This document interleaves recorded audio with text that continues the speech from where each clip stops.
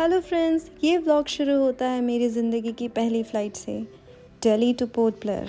हमारी फ़्लाइट थी सुबह 7:10 बजे, इसलिए हम लोग काफ़ी सुबह एयरपोर्ट पहुंच गए थे। थोड़ा सा एक्साइटमेंट, थोड़ी सी नर्वसनेस और बहुत सारी हैप्पीनेस के साथ।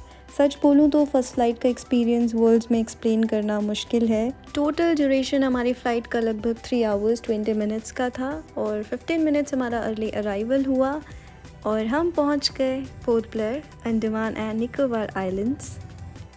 पोर्ट ब्लेयर को अब ऑफिशियली श्री विजयपुरम कहा जाता है और यहाँ पहुंचकर सबसे पहले जो चीज़ हमें फ़ील हुई वो थी फ्रेश एयर, ग्रीनरी और एक अलग ही सुकून।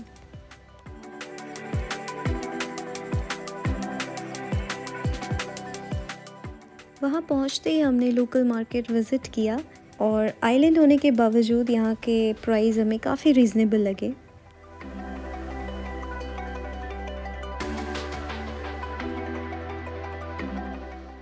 फिर हम लोग अपने होटल की तरफ निकले और हमारा जो होटल था वो फ्लैग पॉइंट के नज़दीक था और वहाँ पर जाते जाते कुछ इस तरीके का व्यू हमें मिला।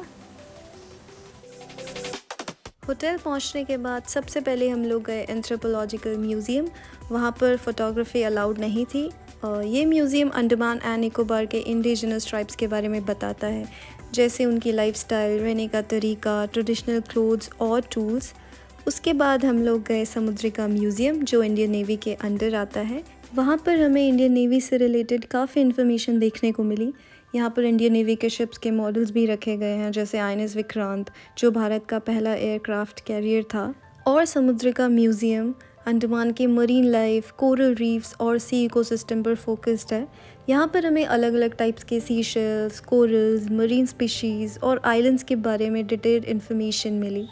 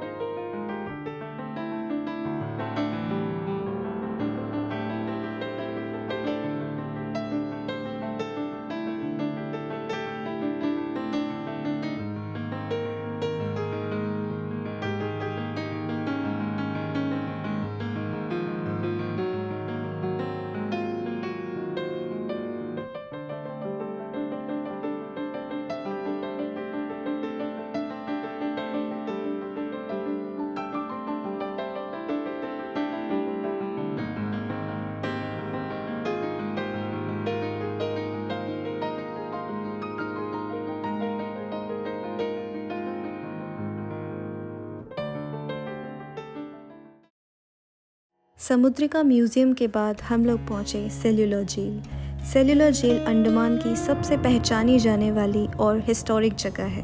ब्रिटिशर्स ने इस जेल को 1906 में फ्रीडम फाइटर्स को सज़ा देने के लिए बनाया था। यहीं से अंडमान की पहचान पूरे देश में बनी। इस जेल में फ्रीडम फाइटर्स को अलग अलग सेल्स में रखा जाता था और उनसे हार्ड लेबर करवाया जाता था। कई फ्रीडम फाइटर्स को यहीं काला पानी की सज़ा, टॉर्चर और फांसी तक दी गई। सेल्युलर जेल एक जेल नहीं बल्कि बलिदान और आज़ादी की कहानी है। यहाँ आकर सिर्फ हिस्ट्री नहीं दिखती बल्कि फ्रीडम फाइटर्स के दर्द को महसूस किया जा सकता है। वीर सावरकर जैसे कई शहीद यहाँ बंद रहे बिना किसी गलती के, सिर्फ इसलिए क्योंकि वो देश को आज़ाद देखना चाहते थे। सेल्युलर जेल में बाद में हमने लाइट एंड साउंड शो भी देखा। ये शो सिर्फ हिस्ट्री बताता नहीं बल्कि आज़ादी की कहानी को ज़िंदा कर देता है। लाइट्स, आवाज़ और नरेशन के साथ जब फ्रीडम फाइटर्स के स्ट्रगल सुनने को मिले तो हर सीन दिल को छू गया। उस वक्त सिर्फ देखना नहीं बल्कि महसूस करना होता है उनका दर्द, उनकी हिम्मत और उनका बलिदान। तो ये था हमारा Day 1 पोर्ट ब्लेयर में और इस व्लॉग को यहीं पर एंड करते हैं। Thank you.